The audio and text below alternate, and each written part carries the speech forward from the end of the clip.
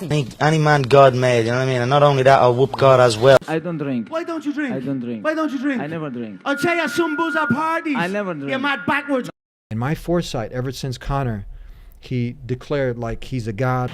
If Allah wants, we're gonna win this fight. You know, when Allah with you, nobody can stop you.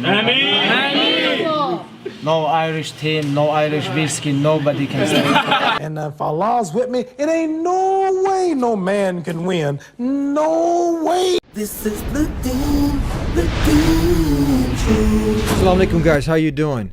So we got Conor McGregor and we got Khabib from Dagestan, who they're going to be fighting. Yes. And let's see if we can derive some benefits.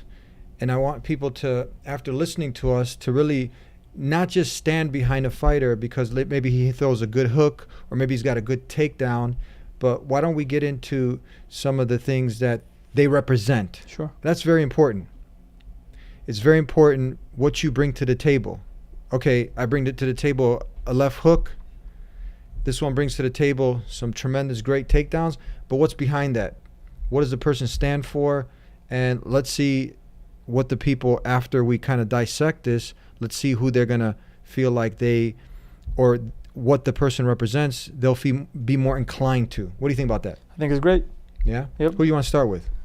I think the easiest one to start with is Conor McGregor.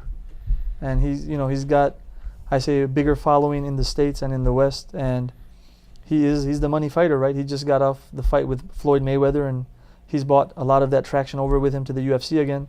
He's got his own brand of whiskey now being promoted in the UFC, and he's going to be making the most amount of money any UFC fighter will, so I think that's an easy choice. Let's start with that. Let's start with, because many people they get that, what we were talking about, that dopamine fix, right? They watch him with the lewd behavior and really getting rowdy and not thinking about, okay, what does this represent? So I want people who have had, let's say, a separation of the family. Many people now skyrocketing, staggering statistics of broken homes due to alcoholism. Rapes, it's happening every like 60, 70 seconds, something like that. Drunk driving. We're not talking about even what you just mentioned. Basically, they're saying the World Health Organization estimates that there is one death every 10 seconds due to alcohol. Can you imagine that? I think what's more important is that, okay, fine, the WHO mentioned the deaths, but what was the recent study that came out? Was it about zero benefit? Yeah, there's a study. If you're a drinker, we hate to be the ones to break some sobering news to you, but a major new study says no amount of alcohol is good for your overall health, not even that cheeky glass of red wine you might be holding as we speak on a Friday evening. A survey in the Lancet Medical Journal says the overall risk of liquor outweighs any known benefits. It says alcohol accounted for nearly 1 in 10 deaths in people between the ages of 15 and 49. That data was recorded in 2016. Across all age groups, alcohol was associated with 2.8 million deaths that year. But before I mention that, okay, so what we're trying to do here is for someone who's had, because all of these things are in the backbone, because you might not have committed the direct crime, but if you're complicit in it, you're helping to facilitate something that's alcohol, obviously, and this is one of the things, that the major thing that you get when now, because Conor's promoting his brand of alcohol beyond the fight. So now I mentioned rape, I've mentioned what else? Breakups of family, deaths, all of these things. Think of the worst things, and someone in one way or another has been affected. Their family has somehow been touched by alcohol. My name is Jacqueline Saborido. This is a picture of me before I was hit by a drunk driver, before the car caught fire, before 2 of my friends died, before I needed more than 40 operations. This is me when my life was just like anyone else in college. This is me after being hit by a drunk driver. I grew up with a friend, and obviously I won't mention his name, but we were in middle school and grade school, and his father was an alcoholic, and I was there on some occasions when the family would have problems and fights, and it definitely had a huge detrimental effect on the family.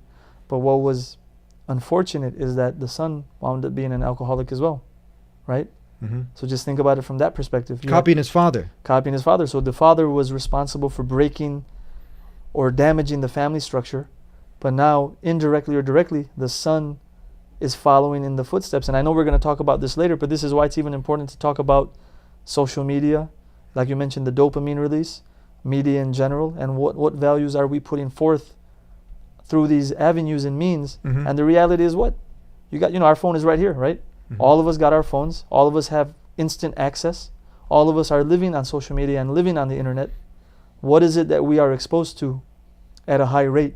And we have to draw a parable. Why is it that Conor McGregor's alcohol brand is a co-sponsor? It's because it brings in money. Well, why does it bring in money? Because alcohol sales are important, right? And it's not like they're putting the quotes of very noble and pious men on the ring, or they're putting quotes of the founding fathers of the country, or they're putting quotes of, just scientists or whatever have you. They're putting sponsors on there, and the sponsors are those who can bring the most value or give you the most money.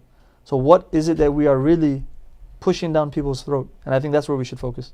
This is very important that you guys sit through this episode, because you don't see anyone. You'll turn into all the commentators and they're talking about who has the advantage technically and what's going to happen, but nobody's talking about the moral dilemma here, the moral responsibility. What we're talking about, I challenge you to sit through it and really think, because this is something that now is having a great impact on what we just talked about. The father, the son imitating the father. This is happening rampant in our society. And when you look at Conor McGregor, and now you're just blindly following him, and now you're with his brand, and you're from there, imitating not only his speech, his patterns, and just what's the end result? You have to look at the extreme. You keep going. What's he bringing to the table that you're going to leave with at the end? That's what people aren't looking beyond the feel good or the entertainment. The thing is, look, this is a culture and a time of instant gratification, right? So the part about social media is this. You jump on Facebook, you jump on Instagram, you jump on the internet, on YouTube, because you're looking for that instant pleasure. So now it's so easy to fix that or to get that fix. You have a craving, you just jump on the internet. You want to be entertained, you just jump on the internet. You want to be aroused, you jump on the internet. Whatever you want, you can find it on the internet, right? Now, what's the problem with that? The problem is it's hard to turn that off. And what is the science showing? What does the science show? The science is showing that it's rewiring the brains, right? So, one example that I studied when I was in this group called Academy M, it's a millennial mentorship group, is that millennials are looking for gratification right away, right? So once they take a nice selfie or they have a unique post, they put it out there, and if people respond as they want, they get that release of dopamine, right? And if people don't respond the way they want, it's the exact opposite. Depression, sadness. You don't feel like you're validated. So now we have someone who is a millennial. Conor McGregor is a millennial, so he displays many millennial tendencies. So how has he made his bread and butter? Sure, he's a fighter, but there's plenty of great fighters out there, right? Why is he paid towards the highest? How did he get that fight with Floyd Mayweather? Was he literally the best UFC fighter to fight Floyd? Probably not, right? He's a good striker, but he did a great job at self-promotion, talking about himself, bigging himself up. What is the problem that we have with the youth and social media right now? And this is official data. In a normal conversation like this, the data shows that a person will refer to themselves or talk about their own experience 30 to 40% of the time. But when they're on the internet or they're on social media, they're talking about themselves 80 to 90% of the time. 80 to 90%. So now we've gone from 30 to 40% in a conversation like this to 80 to 90% on the internet. So now, how do we connect these two things? Okay, I see, as someone who's young, I see Conor McGregor. He's made it, right? In terms of the dunya, he's made it. He's known, people love him, people respect him, he's a good fighter. People want to get his brand of clothing, his brand of alcohol, the Mac Life on YouTube, people are subscribed to it. But how has he made it? He's made it by talking about himself. So now if I'm a fan, I say, okay, I got to talk about myself. But But what are some of the other things that I got to do? He's violent, I got to act violent. He's a bit outlandish, maybe I have to act outlandish. So a bit, I think that's an understatement. So let's go to that study. Sure. So the study you're talking about, I believe it was in the Lancet. It talks about that no amount of alcohol is good for the human health. You had this common saying that a glass of wine, alcohol in moderation, this was something that people were commonly known to say, and this would motivate even the person that was kind of like health conscious. Then he would read this in Men's Magazine. But all of this stuff was funded by the alcohol industry. Right. So this new study is giving the facts that no amount of alcohol. Not only that, now when we look at, so this is the one thing we're hitting first. We covered a few other points about the lewdness and the disrespect and the behavior. But this is so important because I don't think there's many people that haven't been touched by the direct or somehow indirect consequence of alcoholism, what alcohol brings to the table. And we talked about that one death every second. I mean, this is by WHO? The World Health Organization talks about there's one death due to alcohol every 10 seconds. There worldwide, 3.3 million people die each year. This is more than the combination of AIDS, they say tuberculosis, and violence. Can you imagine that? It's not surprising. This is how many people are dying. For many people, they are. This is the first time they're hearing this, but this is just like, can you imagine every 10 seconds? Let me give you some more. Look, they're close to over 40% of the traffic deaths from. Again, now this is the range of the kids that are watching him. Let's say from 16 to 20. Some of the young kids, their minds, their bodies are developing, and now he's promoting the alcohol. And almost 40% of deaths in this range is from this peer group. Let me give you another one. Alcohol is they say the third leading cause of death. And now, what does it have on the economy? And I'm just giving you some snippets, but when people go down this and they start really looking into it, in 2010, they estimated around $250 billion in America the economy suffered to misuse of alcohol. Look, I think the summary for all this is he is not a role model, right? And we have to bring that into perspective. At the end of the day, he can do whatever he wants, and everyone is judged based on their actions, right? What you reap is what you sow. But the point is, why is it that we are turning to people like him as a role model? So number one, something we have to make clear to the youth is he is not a role model in no shape of the matter, right? We cannot turn to someone like this and say, okay, this is, for example, if I were to do or you were to do what Conor McGregor has done, we'd probably be in jail. Let's talk about that next. So we brought alcohol to the table. Right. Now contrast that we try to Khabib. Let's bring Khabib into the mix. Yeah. He was offered Conor tried to offer Khabib some alcohol. Right. I don't drink. Why don't you drink? I don't drink. Why don't you drink? I never drink. I'll tell you some booze at parties. I never drink. You're mad backwards. And then Khabib said, I don't drink, never drank. And this is due to Islam. And then he called him backwards for that. And then he called him backwards. Right. But then we just debunked that because you see, I mean, is it backwards because you're trying to save lives? And all these are preventable deaths. Right. Well, you're also trying to make money. And you're also trying to live the high life. And you're also trying to get the most following on social media. And you're also trying to get a stake in the UFC. And it depends. What are your goals? What are your values? It reminds me of the last and final messenger, Prophet Muhammad, peace and blessing be upon him. He said, cursed is the worshiper of the dollar, of the dinar, of the money. So a person like this, I mean, if you want to get, because the Conor McGregor, he went from claiming that he's a god next to God. Me and Jesus are cool. I'm cool with all the gods. Gods recognize gods. Me versus Jesus in the earth. I tell you what, there's not a man alive that can beat me. But Jesus ain't alive, is he? So I don't f***ing know. Maybe he could come back from the dead. I don't know. I'd still whoop. I was gonna get it regardless, sooner or later. It was coming, with or without you. And then the God came and blessed you with it. Yeah, right. Now about that coffee. I think any man God made, you know what I mean? And not only that, I'll whoop God as well. We talked about this, we did a show. So any person who, A, is a Christian, and Catholics are predominantly in that area Ireland, where right, Ireland are right. Catholic, right? They're both, yeah. They're both. Yeah. So you would think, wow, he's claiming to be a god. We did a show on this, and it's interesting that then he kind of backed off, and now he started to become a Christian, seemed like a devout Christian, well, according to the press conference. According to the press conference. But again, if are a Christian and you stand on some morals, or a Jew or anything, you wouldn't really want to be backing someone like this. Me versus Jesus in the octagon. I tell you what, there's not a man alive that can beat me. But Jesus ain't alive, is he? So I don't know. Maybe he could come back from the dead. I don't know. I'd still whoop.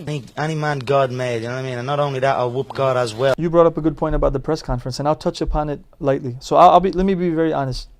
I don't have an outright hate for Conor McGregor. I don't. I don't either. I do think he's a superior athlete. Mm-hmm. And if he were just to tone it down a little bit, I think, he'd even be entertaining and whatnot. One of the things that I had a problem with, and you gave the example in the beginning, was after that first press conference, nobody really criticized some of the things that he did or said. Some people brought it up lightly, right? Dana White even said it was dark. But I think people should have gone a little bit more deeper than that. Because if the shoe was on the other foot, and if this was, say, a foreigner, and a foreigner from an eastern more part of the world, I think people would have been more critical. But one thing that kind of rubbed me the wrong way was, as Muslims, we're not supposed to mock other people's religions. This is very clear, right? Yes. We're not supposed to mock other people's conceptions of God and other religions. And I think, one way of putting that is common sense. You don't want to offend and talk about things that people hold near and dear. Habib's coach, I think Javier Mendez, he actually was interviewed and he said, look, I teach my fighters, don't talk about religion, don't talk about politics, don't talk about family. Conor talked about religion, he talked about politics, and he talked about family. Now, Javier is not a Muslim, but a lot of these principles, they transcend religion, right? A lot of us, we have the same values, and rightfully so. But my issue was, he talked about religion, he talked about his father, he talked about him. In a disrespectful way. He talked about his culture, all these things in an overtly disrespectful way. So my point is, yes, you have to promote the fights. I get it. The more you promote the fights, the more money you make. But like you said, are we going to be slaves to the dollar, right? But the bigger issue is when the youth are watching, when the younger generation are watching, these empty vessels, these sponges, and they live on the internet. Say your parents are at work all day. You have your phone, you have your tablet, you can access whatever you want. Now, you might not even look for this, but because it's trending, you'll see it. And you'll see this guy who's dressed nice, he's sharp, he's got a nice car, he's got money, he's got people following him, he's got a crowd supporting him. It's alluring. Even someone like myself, I'll be very honest. For a while, I was hooked on watching a lot of Conor McGregor videos.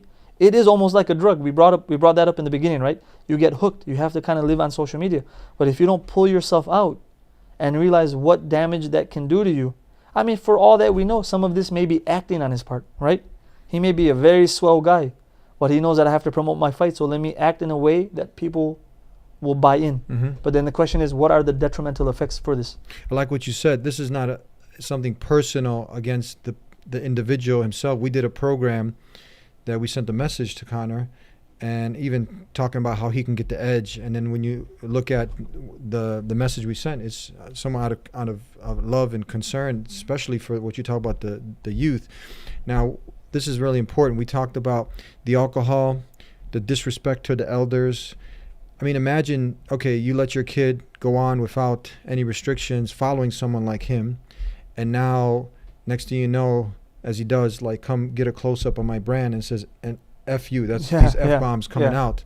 And now the father's trying to have a relationship with his son, and you know how kids nowadays can get really crazy, and now you have this as a role model. He's like, F you, dad. He's doing he's got the Conor McGregor syndrome, or the effect, and he's just like F-bombs to his mother, to his father, and that's what's going to happen. And then he's throwing down with his whiskey brand. What else? We got breaking the law. That's another thing. When you come off, okay, we all make mistakes. None of us are perfect. But now you come into the United States, and I talked about this also, I believe, with Bilal Muhammad.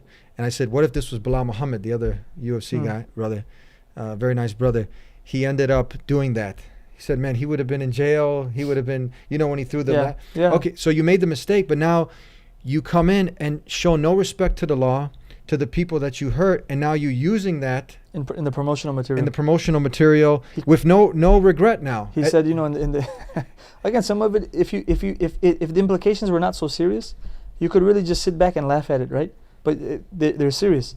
Basically, when he referred to the window of the bus, he said, and I smashed that window, and then he crossed himself and he said, God rest its soul. Yeah. But for me, that's like making a mockery of what happened. Now, the legal aspect is one part of it, but for me, again, let's take it back to society. Let's take it back to the youth, to the children. That's what you really keep stressing. This is very important. Because it's important. Because you can maybe decipher it, but the young, what you're saying, You and I are older, right? Yeah. Now, I was listening to a very good podcast earlier about social media, and the woman was talking about she's been on technology since birth, but she remembers a time where there was a disconnect. So because she had that experience without being with tech, she knows how to use it. So now these kids who grow up with technology and social media, this is what they see.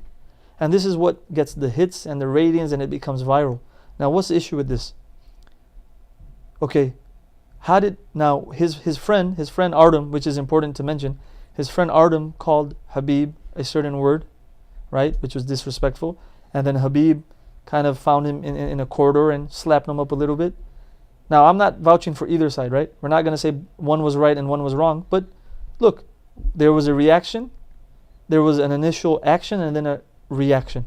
But what did Conor do? As soon as he found out about it, he got his boys on a private jet. They flew over here and they looked for revenge, right? The question is, if you're teaching someone from the society how to deal with their problems, like I gave you the example earlier. Say a friend of yours, say me, I call you, I say, Eddie, I called this guy the B word, and then he saw me and he slapped me up. The priority that you should emphasize is advising me, not backing me up and saying, okay, let's get that guy. Because who was the one that made the fault? It was me. I shouldn't have cursed at the guy, right? So what is it that we're teaching the young generation? Is it that, okay, if something like this happens, you got to get your boys and go handle business? If you go handle business, you know what's going to happen, right? You're going to wind up in jail. Yeah. So this is all of the things we talked about, that this is what Conor brings to the table. He brings, can we say, a lot of arrogance? Sure. Lewd behavior. Sure. Irresponsible behavior, reckless behavior. Again, this is not an attack on him personally as a person, but this is the behavior that now we're asking you to think about as a Christian, a Jew, as even an atheist that has some good manners, some morals, and wants the best for his children, his family, and society, because it's a trickle-down effect. If everyone starts mimicking people like this, and they stop mimicking Jesus, Moses, Abraham, Prophet Muhammad, peace and blessings be upon him, these men never did those things. These are our examples. So now let's get into Khabib, because this is what Conor brings to the table. All of the some of the most foul and dirty and unethical, immoral things to the table. Now, he's a great fighter, but this is also the baggage he brings. Sure. But let's bring Khabib. He's not perfect. He's now someone who's stated that. One thing I want to say, like, nobody in religion is like in Muslims, nobody's perfect. But religion, like Islam, is perfect. I want to say it like this. But the way of life that he follows is perfect, Islam. So what does he bring to the table? Let's talk about that. One of the things is that if your kids follow him, they won't drink. He's following Prophet Muhammad, his example. So he shouldn't be. I don't see him cursing much at all. But if he does, his entourage or anything, this is something that we ask the Muslims, we ask people who are watching. This is one of the benefits of doing this show, because some people, you have to get involved with what's going on in the culture, because you can't get a lot of people's attention in any other way. So we want to derive the good from this. And this is one of the points that's very important, that no believer who believes in the Creator, who follows this way of life, who praises the Creator with his tongue, should be uttering. We all make mistakes. There's those times you slip up, you make mistakes. Okay, but it shouldn't be a part of your vocabulary that is naturally you're throwing out F-bombs. Look, so there's that religious principle, right, about lewd behavior, about obscenities, about using foul language, right? We have it in the Quran and in the Hadith that we're not supposed to use this. Now let's just make it very simple. Whether someone is Christian, Jewish, Muslim, Hindu, Sikh, atheist, it doesn't matter. Most people probably have a consensus that foul language and obscenities are something that bother most people, right? So if I go to an atheist or a Jew or a Christian and I swear at them, I drop an F-bomb and I curse their parents, even though they're not Muslim, they're probably going to have an issue with that. So a lot of these things are very commonsensical, right? We don't do these things because they offend people. Like one thing that we brought up earlier, we're not supposed to mock other people's religions. But you had him kind of indirectly mocking Khabib's religion, right? So as it seemed. But a lot of these principles are there because they make sense. And Islam, for me, again, is about tranquility, living in peace. We're trying to live peaceful lives. We're not trying to upset the balance. You see Khabib, again, not perfect. He has his problems, right? But he brings a lot of good to the table, and that cannot be denied. Even to the extent that even guys like Joe Rogan, who I think is an agnostic or an atheist, and a lot of these other guys comment on his level of devoutness and the fact that he seems even keel, he seems non-emotional, he's as cold as ice in a good way, right? He's not very reactionary.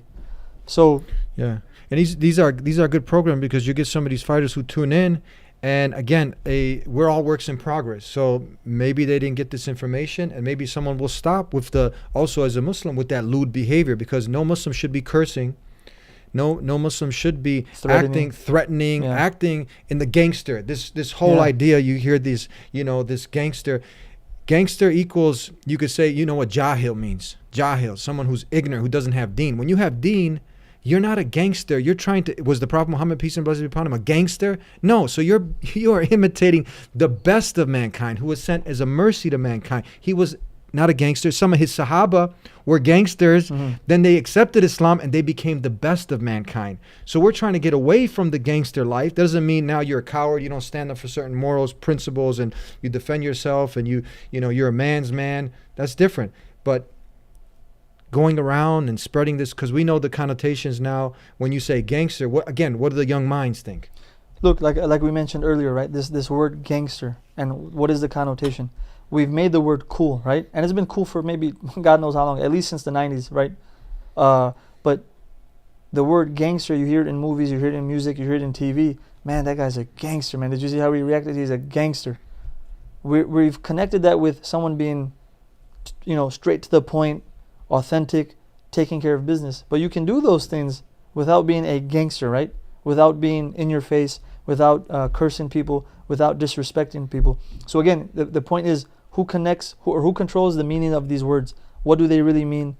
What influence do these words have on the youth? And when our youth do watch these things and they hear these words, and again, what do we want them imitating? So if you use an example of school, you're going to want your son or your daughter to imitate the A student, right? You're not going to want them to imitate the D or the F or even the C student. That's clear to most people. Yeah. You see someone with good study habits or good work habits, someone he's punctual, he gets to work on time, she gets to work on time, they leave on time, they put in their all. You're going to say, no, be like that person. Don't be like the person who takes 2-hour lunches. But then when it comes to this, it's like people have a dilemma. They don't know. Yeah. Should I be like the guy who's been in jail and who's promoting, vices and promoting getting 40, 50 guys on a plane, coming over, attacking someone? Or should I be like someone who's a little bit more even keel? And again, we don't believe in hero worship, right? So the point is not to Khabib is the role model and we're following Khabib only, and Conor's the role model and we're following. No, it's what are the principles, what are the values? Yeah. Whoever prescribes to the principles and values, we're cool with, right? So if Conor prescribes to the principles and values, we're cool with it. And I think the only reason, what caught my heart is when I saw someone making sajda. And this connected me, and I'm sure all those people who came to visit, there's a clip, and you'll see Khabib, and we are behind him when he is calling people to the Creator. He says, be humble. And this is what this is for all of humanity. Be humble. If Allah wants, we're going to win this fight. When Allah with you, nobody can stop you. No Irish team, no Irish whiskey, nobody can stop you. No chicken! This is impossible, brother. Number one most important for us, stay connected with God. Because without this, like money, family, nothing give you like you have connect with God, like even doesn't matter what happened with you, what's like, you always have to pray, you always have to stay humble and stay focused and stay connected with God. This is very important for us. Amen. This is you, UFC champion or not, doesn't matter. As opposed to now, Conor, be arrogant. Would you want your child to be humble? That's what he brings to the table. Be humble. We will all love our children to be in front of, be humble to their parents, to be good kids. Arrogant kids. Let's look at it this way. Yeah. Are there humble people Are there people who don't get into trouble in the UFC that make money? There are. Okay. So there's a room for that. there's So we got to make that cool. Yeah. We got to make that the new cool. Right. The more humble, Right. not the more arrogant, because with the arrogant behavior is destructive behavior, and it trickles down to all of the negative things that impact the individual, his family, and society. It's a road to destruction. Khabib made a statement, and we love him for that. He said, stay humble. He's talking to the youth, and they had these shirts, God is the greatest. And don't go to the bathroom with those shirts. Yeah. Now, so he says, be humble and stay connected to God. I mean, how can you go wrong doing that? Number one most important for us, stay connected with God. Beautiful advice. And then he's humbling himself after the fights. He doesn't do like many of the pompous people. They end up banging on their chest pump, and it's like me. That's the arrogant behavior. He points away, and this is what touches us. This is why many Muslims are looking for that somewhat hero. But our hero is Prophet Muhammad sallallahu alaihi wasallam. But it's nice to have where your kids somehow you can connect them back to the deen somehow, because with all of the evil influences, you got someone's out there that's being a good example in today's age, where it's very, very difficult to find good examples, good role models. We're looking for good mentors. So he's saying, stay connected to your Creator. Stay connected to prayer. Look at that youth. He's saying things that are 100% correct in this aspect. And when he humbles himself, and he doesn't say, look, it's me. He points up. He did what Jesus did. He did what all the messengers of God did. Prophet Muhammad being the last final messenger, they pointed up. They said that all that love, adoration, and the master that you should serve is not the dollar or yourself or your ego, but the one who created you. And that's what you get, that commonality, when now what Khabib is bringing to the table. And that's all linked back to Islam. I was just going to say, that when you said about serving the master, not even your friends, because that's important, right? Why did Conor do what he did? To help his friend. But was that really help? I mean, we have to like analyze this to a deep point, because what happened initially when that incident happened, Conor went to jail, and Dana White issued that Artem was out of the UFC. So how was that helping Artem? Artem was an aspiring UFC fighter, right? So again, I know I'm micro-analyzing this point, but who do we really serve? Do we serve our own ego? Do we serve our desires? We have to look for the right role models and the right mentors. And again, the point is, social media, it has its benefits. It also has its negative connections. And the release of dopamine, we have to be very wary of these instant feelings of gratification, these feelings of goodness. And one important thing that I was going to bring up is that, with the wiring of the mind and with the release of the dopamine, we have to be very wary of technology in general. So one thing that I like about Khabib is the fact that he always praises not only the Creator, but he's thankful to the people. He's thankful to his family. We got to connect with our families again. We got to connect with our intimate and close friends. We got to reestablish those good connections that are emphasized even in our religion, that we should keep, but even that are very common sense, right?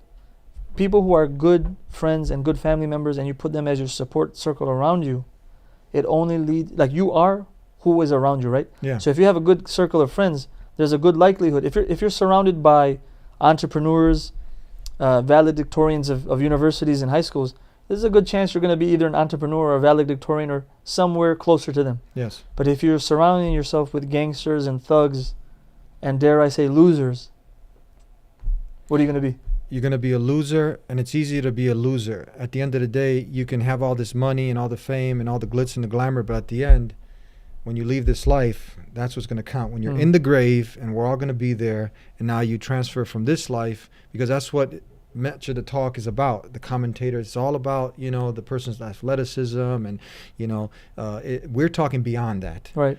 And we talk about the heart, the soul, the mind. These are making a complete holistic human being. And Conor McGregor, what we give him as advice, and this is important what you said, this is also what you get with Khabib. He honors his parents, his mother and father. I mean, just think about that. When you, as a parent, when you have your children disrespect you, that's like the worst thing, that you breastfed this child, This child, you put him through school. You gave him everything. And that child turns around and gives you an F-bomb. Can you imagine what that does to a parent? Yeah, I'm sure it breaks their heart. Gives thanks to his homie friends, his gangster friend, and forgets to thank you as his mother or his father. And this is what we have, the teachings of the Prophet Muhammad, who said that paradise lies under your mother's feet. Look at that. You know, the disrespect of the parents will get you a ticket to the hellfire. So Khabib is living up to that. That's another great example. And we would give Conor some advice to go ahead and marry this young lady. I mean, because if we follow, again, that example, again, where promiscuity and this lewdness in sexuality, this is the decay of society. You know, Salahuddin Ayyubi, he had a famous quote. He said, if you want to destroy a society, make this promiscuity, this sexual immorality rampant. And that's another contribution to just a break of humanity. If you really want to save society, look, think of it as smaller circles and then grow into bigger circles. People often focus on the outer part of the circle, which is doing very high level things. But if you don't got the inner part of the circle, which is maintaining the order in the house, right? So now I have a household. I have to make sure I'm treating my spouse, my children correctly, and I'm acting just. I have to make sure I'm treating my parents justly. I have to make sure I'm treating my extended family members justly. I have to make sure I'm treating my neighbors justly. I have to make sure I'm treating my community members justly. It's in steps, it's in stages. Now what happens if we do those things? Society's at peace. It's at harmony. No child left behind. People are going to school. People are getting educated. People are being taken care of. But we have these overarching goals and these high ambitions, but the houses are broken. Right? You got to start off at stage one, at step one, before you get to the further steps. Yes. And again, I think the last point for me is validation. How do you get your validation? If you're getting your validation like we see he's getting, which is promoting alcohol, swearing, picking fights with people, violence, that means if I'm a millennial, if I'm someone who's younger, who's tied to this social media, tied to this technology, that means I'm going to look for validation the same way, because if it works for him, it should work for me, right? But people are not making that connection. You try to do that stuff, either you're going to get knocked out or you're going to go to jail. Yeah. Or so people got to wake up. People got to realize that they're looking for validation in the wrong places. Yes. Look for validation here. There's a lot that could be talked about. Just that whole industry with the gambling, with the alcohol, with the naked ring girls, all this stuff. This is something antithesis to Islam. We don't support these kind of things. Let's just get this clear. This is something we're talking about because it's part of the norm in the culture. I mean, this is now almost probably everybody is kind of talking about it, not the adults, the kids, the young ones. So we want to reach out with a positive message to the millennials. That's the new term for the age group. The age group, yeah. And now for the people like Khabib who are out there, they're already doing this. We're not getting this as halal or haram. We know what Islam's stance on it. But if you're already, and I like this, I hope that we have some of the same friends, me and Khabib, and because people have been asking me, and I want them to start, because they've been asking, when's Khabib coming on the show, right? So now we're in the talks. I had what we've interpreted as a promise from his manager to have him on the program. But this is something that now we've talked about since you're in this spotlight. And inshallah, the message got to him that now you're doing like what Muhammad Ali did. He used this platform to share the purpose with people, to share the good moral message with the people of this deen.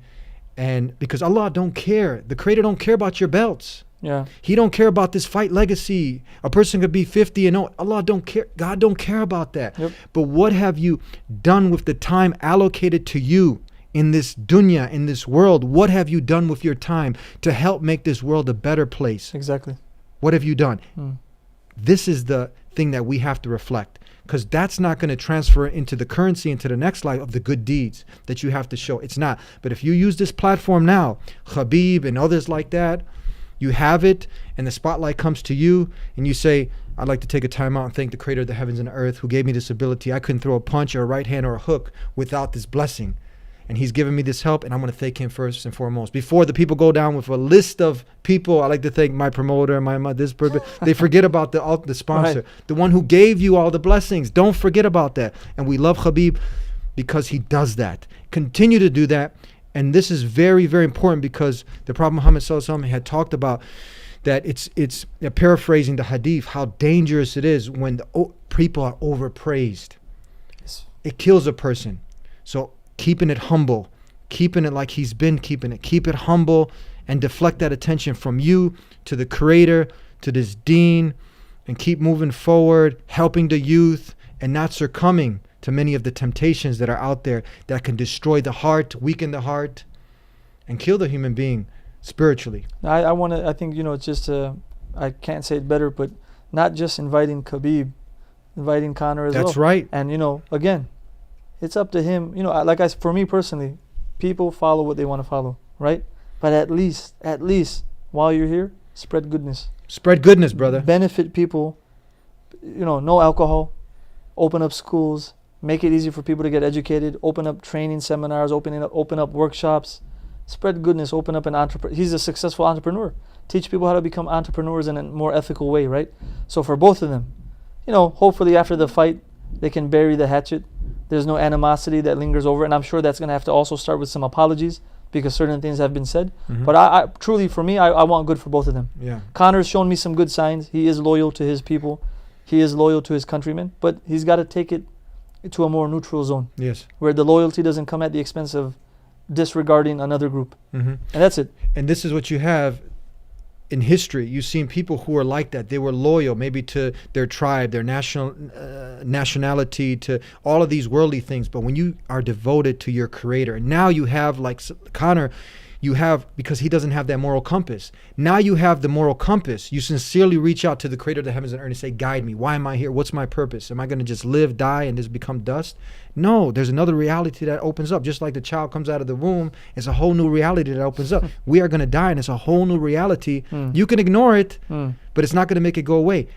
A whole new reality is going to come up. But when you have the blueprint, Islam gives the blueprint. It gives us everything we need. So if Conor gets that, I'm sure he could become the best of the best. Your predictions for the fight? It's tough, man. Conor is a superior striker. He's become a better striker since he was prepping to fight Mayweather. Obviously, we know Khabib is a great grappler. The crazy thing is I like both of them as fighters. I like their styles and their antithesis, their opposites. If Khabib is sloppy like he was in the last fight, and I'm sorry if Khabib is listening, as he mentioned himself, he was watching a lot of Muhammad Ali fights, and he was relaxed, he was very comfortable. But if he charges, and his hands are down and his chin is exposed, Conor might put him to sleep. But if he's a little bit patient, and Conor's a little bit overactive, like he said he's going to be. Conor said from the time the bell rings, he's going to go after him. I think Khabib's going to grab him and get him on the ground, and it's going to be a long night. Yeah. So I don't. It's not a clear answer, but I don't know. Yeah. Here's what I think. Yeah. And again, we're not prophets. We're not messengers. When Jesus in Mark 13:32, when he was asked of that day or hour, and I'm just making this contrast so you can see what we're talking about. He was asked, when's the day of judgment? He said, no one knows, nor any man but the Creator alone. So we don't know the future. We can have some foresight. And my foresight, ever since Conor, he declared like he's a god, a semi-god. Any man God made, you know what I mean? And not only that, I'll whoop God as well. I was thinking, I said, SubhanAllah, if Allah, the Creator, raises up Khabib, I can see him bringing someone who's become so arrogant. Any man God made, you know what I mean? And not only that, I'll whoop God as well. That he's going to slap him down. Again, we don't know the future, but I'm just saying, this is something that the thoughts that go through our mind. I see potentially Allah subhanahu wa ta'ala using Khabib to smack someone who's come up so high, so far down. And inshallah, that can be such a blessing if Conor uses it. And then look back at the one who Allah used, Khabib, to smack him so far down from his arrogance and to inshallah humble him. Because when a person is connected to their Creator, right, the fear that Allah will put into their opponents, the strength that you come. When Muhammad Ali was asked, when I spoke with Mirsad Bektic, and he had drifted away from the deen, and then he started to think, and then he compared it to Muhammad Ali. I had played son. Mirsad was like, man, I relate to that. Where Muhammad Ali was like, oh, it's because of my abilities, because of this. But then he started praying 5 times a day. He started to connect 100% with Allah, with the Creator. And then he was like, When Allah is with you, there's nothing no man can do to you. Pray, and at 5 in the morning, this goes on. And when I'm right. Now, I didn't do that for the first Frazier fight, nor the first Norton fight. Really? No, sir. My head got big, and I started thinking it was my training camp and my boxing ability that kept me where I was at, and God punished me, and he gave me a good whooping. He broke my jaw in the second fight, and he got me whooped and knocked down in the Frazier fight, and I realized I wasn't that great after all, so I had to get not only together physically, but spiritually. For this fight, I've prayed every day for 5 days, 5 times a day for the past 4 months, and everything is perfect. And if Allah's with me, it ain't no way no man can win. No way. So when you have the Creator, when you have that resilience, when you have that in you, and if Allah uses now that he's already in here, and he uses him to humble this person, maybe, again, we don't know, and then maybe, and that's the dua we make, that through this, inshallah, Conor can get guided, and then he sees like, wow, what's this guy about? You know what I mean? He looks back, and again, it connects back to Deen, to Islam. Islam is perfect. I want to say it like this. Then he starts to look at the Qur'an, and from there, all the goodness happens. Inshallah. You know, this is what is on my mind, and what I've been thinking from it. In summary, we're hoping for good for both. That good comes from from both, inshallah. For both of them. Yeah. Yeah. So, inshallah, people can benefit from this little short episode that we did talking about this, and at the end, summing it up is what they bring to the table. Leave with that, what they bring and what they stand for at the end. What they're bringing, we made a list of things, and now it's on you to contemplate and reflect, and from there, tune in every week to the Deen Show. And if you want, like I've been saying, many people, they've been asking me, when is Khabib? What do you recommend? Tell them to make it go viral right now. Go ahead. It's a hashtag, I don't know what his handle is, but find out Khabib's handle, hashtag it, and tell him to come on the Deen Show. Yeah, you guys been asking me for a long time. Let's see what's up, what's holding up. Some politics over here, but inshallah we can get, because I keep saying, you've been on every other show, every other dunya show. Why not come on the Deen Show? Deen, what is Deen Show? It's a way of life. It's the Deen, it's Islam. Come on, one of the only Islamic TV talk shows in America. What's your excuse not to come on? I mean, what do you think? That's a fair proposition? Fair, huh? Yeah. And I think those Muslims, the ones who came, who were rooting him on, who came did you see that? Yeah, all of those brothers. AKA. Yeah. You can see they'd be all excited, and the rest of the audience. So inshallah we'll have him on soon, inshallah, God willing. And keep saying inshallah, keep connecting it back to Allah, and we hope to see you back here on the Deen Show every week, new show, God willing.